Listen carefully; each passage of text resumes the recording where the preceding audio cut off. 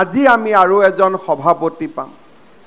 এই কাৰণে আজিৰ দিনটো এটা আমাৰ বাবে পৰম পবিত্ৰ দিন যে ভাৰতীয় জনতা পাৰ্টিয়ে আজিৰ দিনটোত আকৌ এবাৰ প্ৰমাণ কৰিলে যে আমাৰ দলৰ নেতা হ'বলৈ ৰজাঘৰৰ সন্তান হোৱাৰ প্ৰয়োজন নাই। সাধাৰণ স্বয়ংসেৱক এজনে নিষ্ঠাৰে সৈতে কৰ্তব্য পৰায়ণতাৰে দলটোৰ ৰাজ্যিক সভাপতি পদ অধিষ্ঠিত হ'ব পাৰে।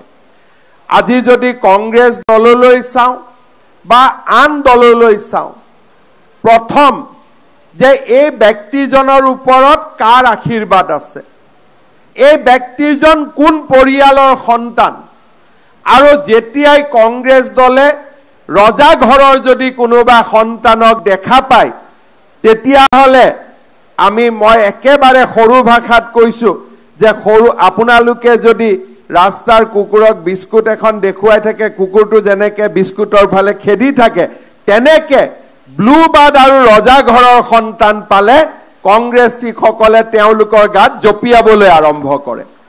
কিন্তু বিজেপিয়ে বিচাৰি থাকে যে ক'ৰ পৰা এজন সাধাৰণ কাৰ্যকৰ্তাক বিচাৰি পোৱা যায়, ক'ৰ পৰা এজন সাধাৰণ মানুহক বিচাৰি পোৱা যায় যোন নিজৰ কৰ্তব্য নিষ্ঠাৰে অসাধাৰণ হ'ব পাৰে। দেউতাৰ পৰা আমি ঐতিহ্য লওঁ, পৰম্পৰা লওঁ, দেউতাৰ পৰা আমি প্ৰেৰণা লওঁ, কিন্তু দেউতাৰ সাহস আৰু আশীৰ্বাদেৰে আমি নিজৰ পথেৰে নিজক মহিয়ান কৰি তুলিবলৈ চেষ্টা কৰোঁ। আৰু ভাৰতীয় জনতা পাৰ্টিৰ অকল অসমতেই নহয়, এই সংগঠন পৰ্বত যিমান ৰাজ্যিক সভাপতি হ'ব, ৰাষ্ট্ৰীয় সভাপতি হ'ব, ইয়াৰ পৰাই বহি মই গেৰেণ্টি দি ক'ব পাৰোঁ কোনো এজন দেউতাকৰ পৰিচয় লৈ সভাপতিৰ পদলৈ নাযায়, নিজৰ সাংগঠনিক পৰিচয়েৰে তেওঁ সেই সভাপতিৰ পদত অধিষ্ঠিত হ'ব। অকল ৰাজ্যিক সভাপতিয়ে নহয়, আমাৰ বুথৰ যিসকল সভাপতি হ'ল, মণ্ডলৰ সভাপতি হ'ল, জিলাৰ সভাপতি হ'ল, প্ৰত্যেকজন ব্যক্তিয়ে আজি একোটা অসাধাৰণ দায়িত্ব পালন কৰিছে সাধাৰণ ঘৰৰ সন্তান হৈ। আমি ৰজাঘৰৰ সোৱাদ আমাক নালাগে, আমাক প্ৰজাঘৰৰ সোৱাদ লাগে। আমাক ৰজাঘৰৰ সোৱাদৰ পৰিৱৰ্তে প্ৰজাৰ আনন্দ আমাক লাগে। সেয়ে হৈছে ভাৰতীয় জনতা পাৰ্টি, আৰু সিয়েই ভাৰতীয় জনতা পাৰ্টিক আন ৰাজনৈতিক দলবিলাকৰ পৰা পৃথক কৰিছে, মহিয়ান কৰিছে, গৌৰৱান্বিত কৰিছে।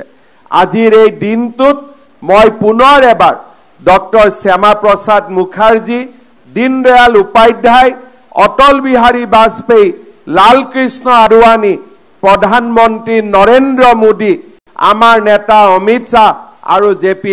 নাড্ডা ডাঙৰীয়াক আমাক নিৰন্তৰ পথ প্ৰদৰ্শনৰ কাৰণে আকৌ এবাৰ ধন্যবাদ আৰু কৃতজ্ঞতা জনাইছোঁ। শ্ৰদ্ধাৰ কাৰ্যকৰ্তা বন্ধু বান্ধৱীসকল, আজিৰ দিনটোত আমি এজন নতুন সভাপতি পাম, কিন্তু এই দিনটো আমাৰ পিছলৈ ঘূৰি চোৱাৰো সময়। ভৱেশ কলিতা ডাঙৰীয়াক 4টা বছৰ আগতে আমি এনেকৈ আমাৰ দললৈ আদৰণি জনাইছিলোঁ। সেই দিনটো ভৱেশ কলিতা ডাঙৰীয়াৰ পিতৃৰ পৰিচয় আমি লোৱা নাছিলোঁ, আৰু আজি ভৱেশ কলিতা ডাঙৰীয়াই যোৱা 4টা বছৰ এটা সাধাৰণ পৰিয়ালত জন্ম হৈ আমাক কেইবাটাও অসাধাৰণ কীৰ্তিমান আমাৰ সন্মুখলৈ লৈ আহিলে। তেখেত নিৰ্বাচন হোৱাৰ পিছত প্ৰথমবাৰৰ বাবে ভাৰতীয় জনতা পাৰ্টিয়ে 5টাকৈ উপনিৰ্বাচনত বিজয়ী হ'ল। তাৰ ঠিক পিছতেই ভাৰতীয় জনতা পাৰ্টিয়ে আটাইকেইটা পৌৰসভাৰ নিৰ্বাচনত জয়